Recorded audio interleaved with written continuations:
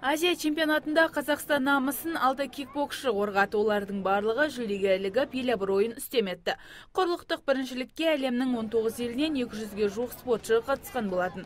Қазақстан құрамасының бағы мен бабы қатар шауып, жалпы командалық есепте көш басында тұрды.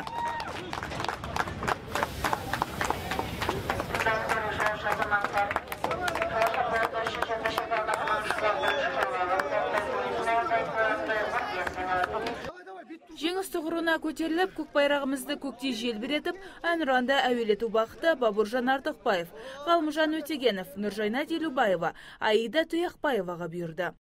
Чемпионат Азия дегенде оңай нәрсе емес, оған талай рет чемпионат Қазақстан болып турнирлер болды. Осыған Құдайға шүкір аға Жанабай Ашырбек, Жанабай ағайымызбен мың шүкір рахмет оған.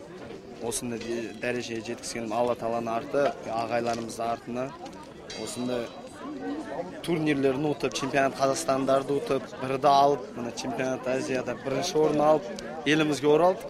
Құдайға шүкір, оңай болмады, но мықты шықтық.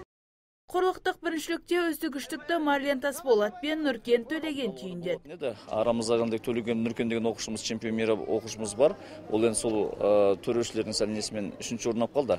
Бірақ сол қарсыласы сол Азия чемпионы болды, Қырғызстаннан келген.